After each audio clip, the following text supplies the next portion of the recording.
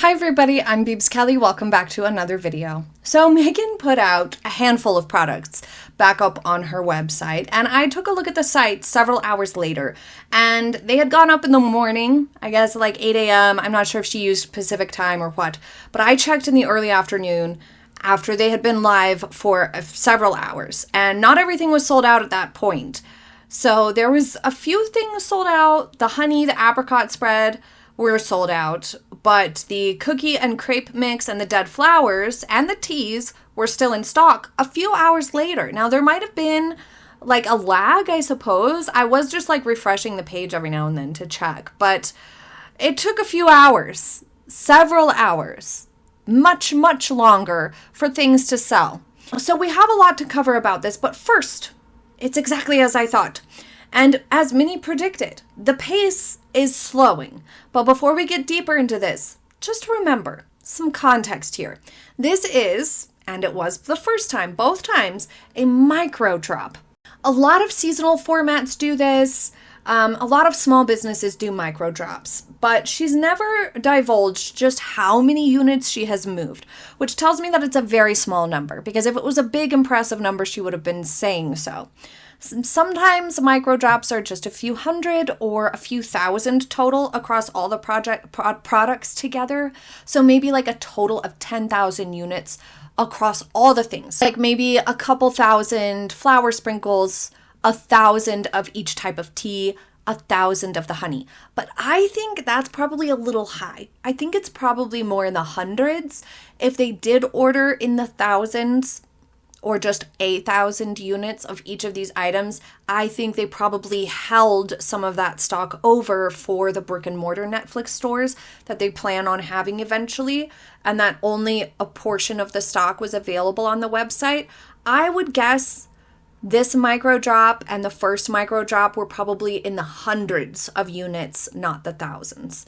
But that's just a guess. And once again, like just the fact that Megan has never divulged how many units are moving tells us it's definitely not a huge number. And so why do a micro drop? There's lots of reasons. In some ways, for smaller things or like smaller businesses, it's simply because you don't want to have a bunch of overstock. You'd rather sell out than have a bunch just sitting around.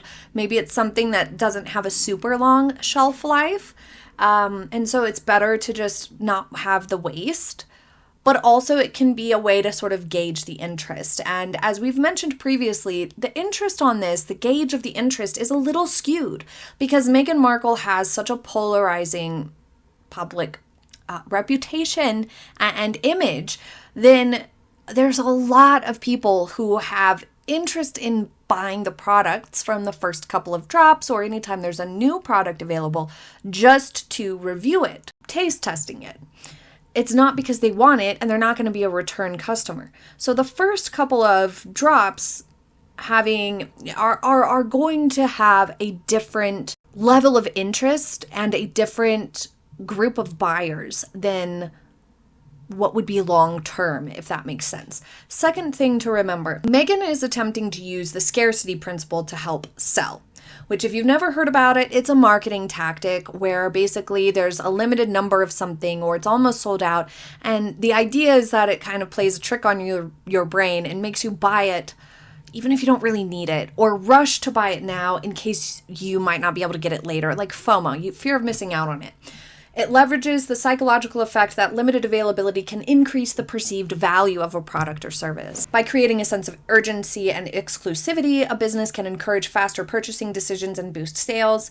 And this taps into the fear of missing out and the desire to possess something that's not easily accessible. But this can be very risky and damage your brand reputation because she's not telling us how many units she's selling. There's no countdown of, oh, there's only 20 left of this, there's only 10 left, or there's only 100 available of this.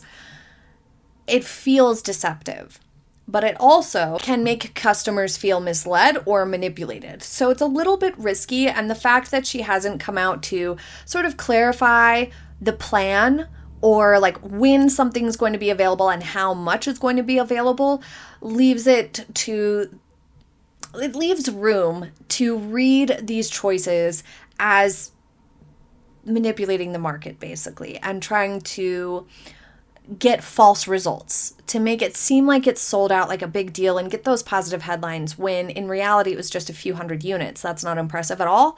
And the majority of those buyers are reviewers and not return customers either. So there is a huge problem with Meghan specifically using this marketing strategy, and that is that she does not have good quality products. They're not reviewed well, which means that you'll never or you'll rarely be getting return customers, which is vital to business and absolutely essential to the longevity of your business. And the products taking about an hour to sell out the first time to several hours the second time means that it's like, I don't know, 5, 6, maybe even 8 times longer it took this time to sell out a micro drop, with some repeat products taking the longest to sell.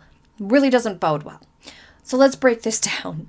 The newest products, the honey and the apricot spread, sold out the fastest. They probably had the smallest number of units available, but also they were something different that hadn't already had a negative review out there. If you did have any return customers that they hadn't tried, so say somebody got the raspberry spread, they hated it because it's really just like a gloopy sauce, then maybe they will try the honey this time, for example. Or they got the tea last time, even if they weren't real jazzed about it, maybe they're willing to try the honey this time. But the products that were restocked, that are repeats, the crepe mix, the cookie mix, and the dead flowers, these are things that you would assume, if you were a business person going into this initially, you would think, okay, people who got it the first time and loved it are going to buy more because they're going to want that crepe mix back. They're going to want more of the shortbread mix because these are like, you know, depending on how you use it, maybe 1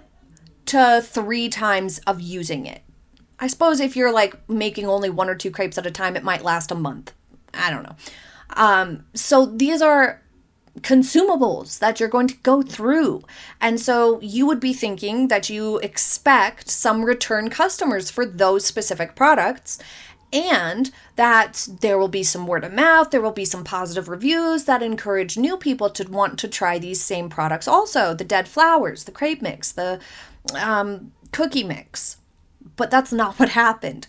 Those repeat products should have sold out just as fast or faster than some of the other products on account of having repeat buys if they were really that good.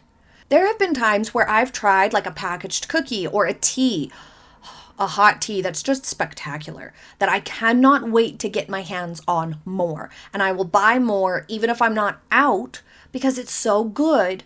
I don't want to run out. So I'll buy more early as soon as I can. And so that's what you would expect or want, like ideally. And that is not what happened. These people did not rush back to get more shortbread cookie mix. They did not rush back to get more crepe or dead flowers. Because who wants dead flowers on their food? Okay. Guinea pigs, I hear, right? They like the dead flowers, apparently. You guys told me in the comments. These items that were restocked, that had previously been available and purchased, not being bought again at the same rate, means that people didn't like them enough to come back for more, and also that bad reviews are keeping the new customers from trying those specific products due to the bad reviews. It's preventing people and deterring people. This is a very bad sign. Announcing that a totally new sort of venture, the rosé wine, is coming at the same time as making products available. This was a big mistake. It just muddied up the messaging, bad marketing tactic. Meghan has a real problem with this. She wants to ride everything on everything's coattails. When it's someone's birthday and she posts about it, she immediately posts something about herself. When she's posting that there's new products available, she immediately posts that next there'll be wine in a couple weeks. Stupid idea. Wait. Give it its own day. Post the announcement for the wine on a different day so it can have its own sunshine and breathing room to actually be paid attention to. Okay? But it also confuses people. Some people might have missed the fact that there were products available because all they saw was the most recent post that there was wine coming, which looks bad, by the way. It looks really pale, kind of cheap, and saying it's just a 2024 vintage doesn't really impress me. And I cannot stress enough just how impactful it is that it's a micro drop. Having a very limited quantity of a product, it plays into and ties into the scarcity marketing that we discussed earlier, but it's also perhaps the direction that they're taking this on purpose, is that they intend to just do maybe a handful of drops throughout the year rather than like standard product launches where these things will be available all of the time. But the types of products that she's selling, things like cookie mix, jam, honey, teas, these are things that people keep in their pantry 100% of the time, you know? If you use crepe mix, you kind of always have it on hand. If you make shortbread cookies, you probably always have the ingredients on hand. If you like dead flowers on your food, you would always have it on hand. Just like how if you like sprinkles on your ice cream, you're always going to have sprinkles on hand. Real sprinkles. Not flowers, not dead flowers. And so the types of products that she's selling don't really lend themselves very well to micro drops, except for the honey perhaps, and maybe the fruit spreads. The gloopy gloppy jam sauce. I could see that maybe being like a seasonal thing, but the teas and the mixes just don't really feel like they vibe with seasonal. I feel like if she needs to decide. Either she's having these things be available year round and they're always going to be in stock because she wants them to be in your pantry always, which she has said before. She wants you to always have these things available in your house. Then she needs to do better, obviously, and do things differently and increase the quality of the product. Reassess that. But if she really intends for it to be the occasional drop sort of a situation and really just rely on scarcity marketing for her whole strategy because she doesn't have the quality to back it up, then honey so far is the only one that I can identify as really making sense in that space. Because as a business, if you do seasonal drops, you do want it to sell out. But here, the Meg is clearly using such small quantities for a totally different reason. What she is actually doing is basically manufacturing the headlines that her products sold out to create an air of success around a subpar performance.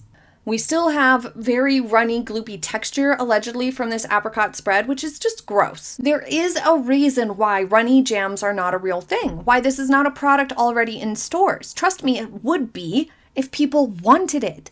People don't want it. And the secret's out now. I've been saying this for a while, and it's clear to everybody now that this has been such a limited quantity that it's almost guaranteed for it to sell out. Plus, remember, the Meg seeing flour sprinkles not taking off, not selling well, could in theory, she could have just gone in there and bought up a bunch of what was left so that she could say, hey, look, it's sold out. She has the resources to do that. And that's part of why her comments on being a businesswoman and an entrepreneur fall flat. Because she's in a totally different space. She doesn't need this. She's not like making this work. It's just something for fun that she wants to be able to say that she's done. Another element to this is that she's using social like every other brand, but she's using it in a different sort of a way. She's using herself to push all of these products and in all of the marketing of these products. Every single promotional moment of the As Ever products has Meghan in it. Every picture has her in it somehow, some way. So traditional celebrity ambassador situations or celebrity-owned product lines are there as a credit to the products themselves. Like, oh my gosh, this person uses this person made this person collaborated on this, oh my gosh, it's going to be great. Like, think Selena Gomez and Rare Beauty, or LeBron James and his sneaker line. It communicates to consumers a certain vibe that the products are good, the products are quality, and that the celebrity ambassador person or whoever it is has delivered some sort of value or expertise in the situation. So like in some cases, it's a celebrity you really like. Let's take that scenario. Maybe you're willing to pay a little extra for something because you like that person, like in Selena Gomez Rare Beauty situation. You might be encouraged to spend a little extra or try something you might not have otherwise. So say you're shopping for a blush and you usually use a certain brand's pressed powder blush. And you use a brush, powder blush. But because you like Selena Gomez, you've heard about Rare Beauty, it's reviewed well, it sells well, it's popular, people like it, but it's a liquid blush you've never tried. You normally wouldn't consider it, but because of Selena Gomez's involvement and whatnot, and your awareness around this brand and this product and the positive reviews, etc., you go for it. You try a liquid blush for the first time and you would not have otherwise. That's the magic of celebrity involvement in products or in launches of things or collections of things and collaborations and ambassadors to brands. That's the magic of it. Or perhaps you are a liquid blush fan, but that one's twice as much as you normally spend. Maybe you'll save up and buy it anyway because you really like Selena Gomez, or because there's just so much awareness around it thanks to her big name that you're like, well, it's reviewed really well. Let's go ahead and spring for the, double the price. The problem here is that Meghan is assuming this is going to work for her the same type of way, but she's not well liked. Like at all. In fact, most people dislike Meghan Markle. She's had negative popularity, meaning more people disapprove of her than people approve of her. So she doesn't have the ability to draw people to her products in that way. She's not mobilizing a like of her to, support this and to help encourage sales and stuff. Like she can't, because people don't like her. They're not drawn to her in that way. She is able to mobilize a very tiny group of delusional superfans, but that's not the public at large, and that's not enough to prop up a business like this. And this is made worse by the well-known negative reviews and negative press about it. So the only thing she really has going is that she is putting such small quantities for sale that she is able to sell them out or buy them out through the straggler morbid curiosity bunch. It's just not the same thing. And as some commentators have said, the vibe of As Ever doesn't even really match Meghan. It doesn't feel simpatico with what we know about Meghan and how she presents herself to us. This As Ever stuff feels like a totally new and different version of Meghan that we've never met before. So it also feels out of place and inauthentic. And with so much time and dedication spent to try to make the pictures and stuff look good, which they still aren't, they still lack a degree of professionalism, and they still clearly, like Meghan saying that she has her fingerprints all over all of this, is not a credit to the situation. It's actually a big reason why a lot of this stuff just isn't hitting. But she's inserting herself into all the marketing, which makes it read like a big vanity project that's going to turn a lot of people off because they don't like her, but also because it's like, why is she making food products all about her? Why is she in every single picture about these products? Why is she stalking the honey? What is happening? Like, show us them on a pile of beignets or, the jam being used for something practical. Show us it being eaten and enjoyed and delicious looking.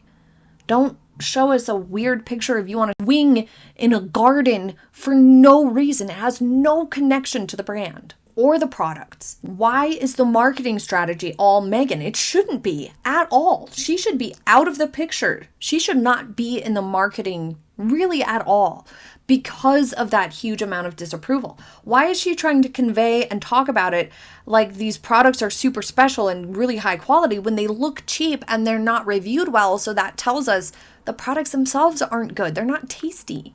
None of it's cohesive. And on top of it all, one has to wonder just how she expects to connect to an audience and create a clear brand for herself. She's very confusing, and she's not streamlining this thing. The posts don't really draw people to the products. The As Ever stuff and the With Love Meghan stuff feels very confusing. The general public really has no idea what any of this is. And when you're trying to launch a business like this, that she said just the other week on the Aspire podcast that she wants to make it global, calm down. There's a lot of work to be done before she can have a chance at making that work. Like, for example, her line of product is foodstuffs, pantry stable goods like tea, cookie mix, sloppy jam, honey, dead flowers. The promotional posts for this stuff should be things like images of the food, like on scones and making the cookies, Like, that's what the promotional content should be. Not Meghan on a swing, not Meghan stalking the honey, not Meghan hand in the way and writing notes and stuff. It just doesn't work. People don't connect to the Meg. for lots and lots and lots and lots of reasons. Also, I listened to her Instagram video trying to get people to buy the rest of the stuff, and it sounds so incredibly fake. I'm not going to make you listen to it. I know you cringe at the sound of her voice, but I'm sure some of the other royal news commentators have included the Instagram video in their video, so you can go take a listen and hear it for yourself on their channel if you don't want to give her a view on Instagram. But I believe what happened when, after I saw that, I was like, she definitely went and bought up some of the inventory. I think she was shocked that especially the dead flowers and the cookie and crepe mixes weren't moving at the same pace. I think that she was very surprised by that, and apparently she claims that she stocked extra of the dead flowers thinking that they would be like the big deal this launch, that they would sell super fast. She says, I knew it would be the big one again. How? Why? Seriously, who wants dead flowers on their plate? It looks like weeds blew in, it looks messy, and in most circumstances, they're not an appealing thing for the palate, for the actual like food. They don't go in most situations. They could look okay, I suppose, as a little bit of a garnish on something very petite and carefully made, like maybe on the top of a cupcake. But think about it, a dead dry flower is going to absorb the moisture of the icing on the cupcake and become soft, and that's not going to taste good in your mouth texturally. Anyway, they ended up taking the longest to sell out this time, and the panic was obvious on her face. She really needs to step back and reassess this stuff like she claimed she was going to do. Another thing she doesn't seem to understand is the timelines of these things. She makes comments like, oh, we're going to wait to restock things until it's on really solid ground and good footing. But that's because she probably already had this second drop in the wine settled and organized and done. And she's moved on past that. And is like, okay, now we're waiting until 2026 to drop anything else or to restock anything or to sell anything or do any new products. She tells us that, but she neglects to say that there's still one more drop coming in late spring, early summer, because she's not familiar enough with the fact that, business tends to operate on 6 to 12 months in advance, whereas the marketing side of things operates more in the now, what's happening right now, in the quicker lead up to things. But anyway, for her, all of this just feels like desperation. She's desperate for this to work. This second micro drop, 1 hour in and nothing had sold at all. So she told on herself. She talked about the dead flowers and posted it to Instagram, sounding so disingenuous, clearly panicking and stressed because the products weren't selling, especially those dead flowers. And it's obvious what's happening, and it's obvious what she's doing. She's seen the negative reviews, and the projections don't look great. The second drop was her chance to see growth, and she did not. She did not see growth, which is a big problem. And her self-focus is a big part of that. And because she's so narcissistic, she can't take it, so she's freaking out and she's being deceptive. What a wound for the ego. Thank you for joining me for today's video. I hope you enjoyed it, and I hope you have a happy day ahead. I'll see you next time. Bye!